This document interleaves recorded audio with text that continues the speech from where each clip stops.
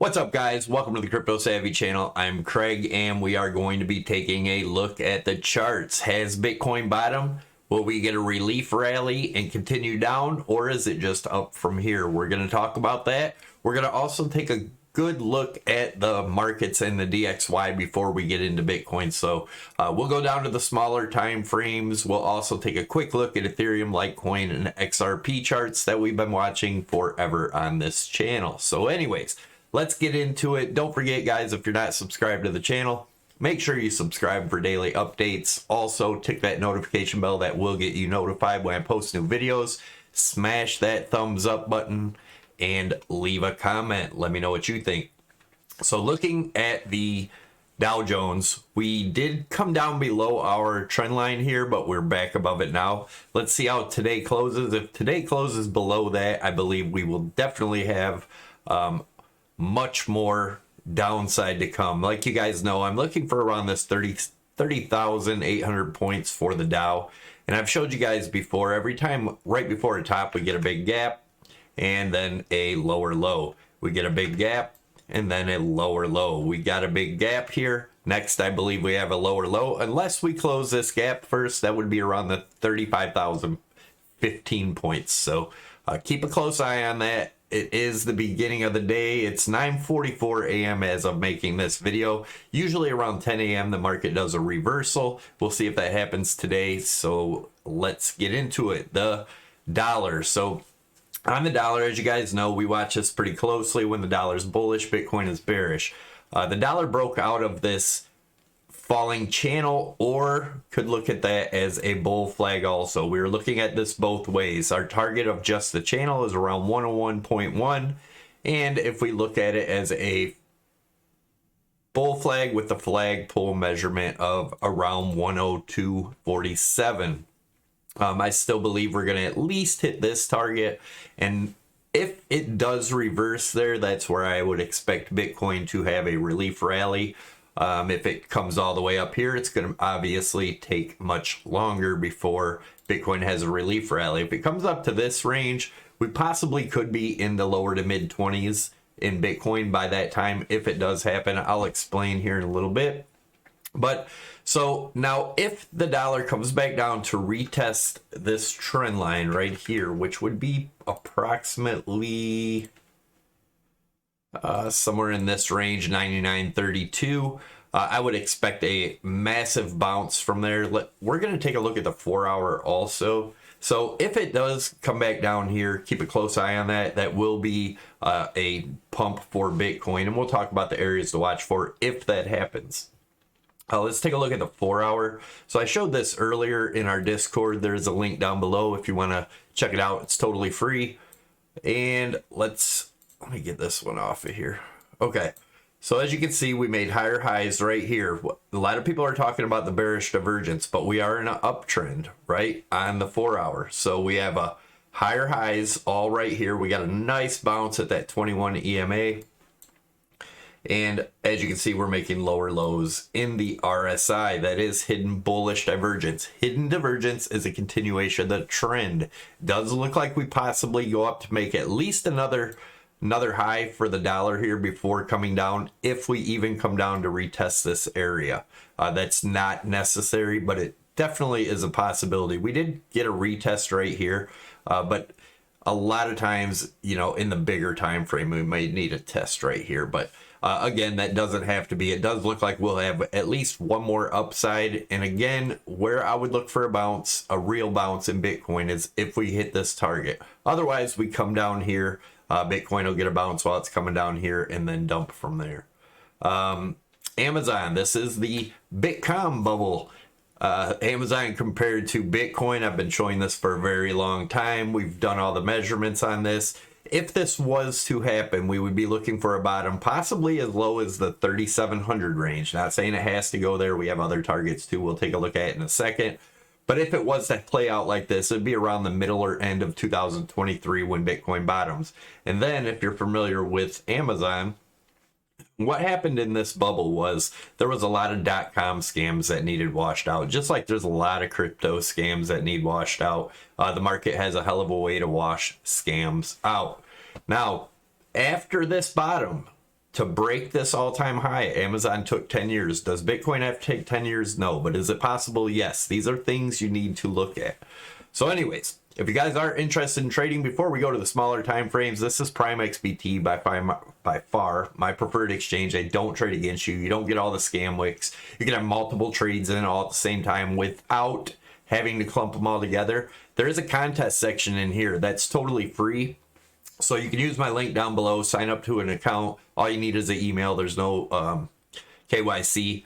But go into the contest area and you can trade for free without risking any of your real money. And they're in these contests, if you win, you actually get tradable money to trade with if you win the contest. But it's a great way to get used to the exchange, make a strategy, see if your strategy works. Don't go all in with all your money, guys, when you do start actually trading. If you're new to it, start out small. If you can't grow 10 bucks, you're not going to be able to grow 10,000. So just be careful, use risk management. Don't get all crazy and just trade off of someone else's ideas. Learn to make your own. That's what this channel's for, to kind of show you how I get my ideas, and then you can work around to get your own. So anyways, another thing I wanted to talk about is, well, first of all, if you use Savvy50 and your promo code on this Prime XBT, that'll get you 50, or actually, I'm sorry, that'll get you $7,000 bonus. Savvy25 will get you 25% off of your trading fees. There is a tutorial on my YouTube page. I'll also leave one right up top. You can go there. It'll show you how to adjust your margin, and it'll also show you where to put the promo codes, things like that. Definitely check it out. You can trade altcoins, Forex, gold, silver, oil, S&P, Dow Jones, everything all from this exchange. And you can also trade pre-markets, which a lot of exchanges charge extra to do that. It's totally free on Prime. Definitely check them out.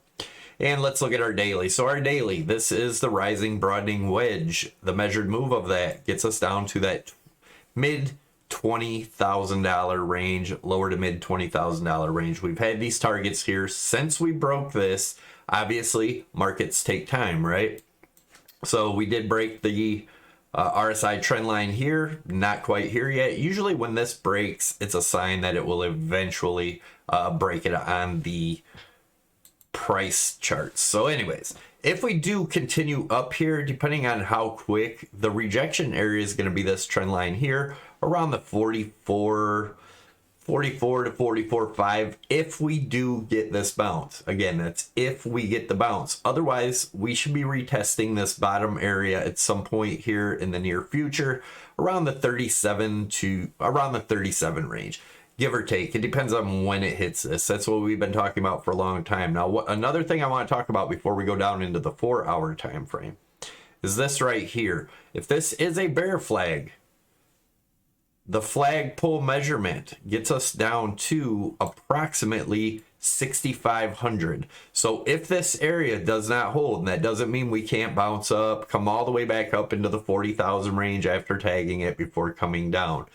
Just like you guys seen in the Amazon chart here. Every time in a bear market, when we get a pump up like this, everyone gets super bullish, start calling for new all-time highs, then it drops. They wish they would have sold up here, and then it pumps again, and then they're all bullish again. They don't sell, drops again, all the way down. That is how a bear market works. I've been explaining this over and over. A lot of people just don't get it because they can only think assets can go up. Guys, assets go up, assets go down.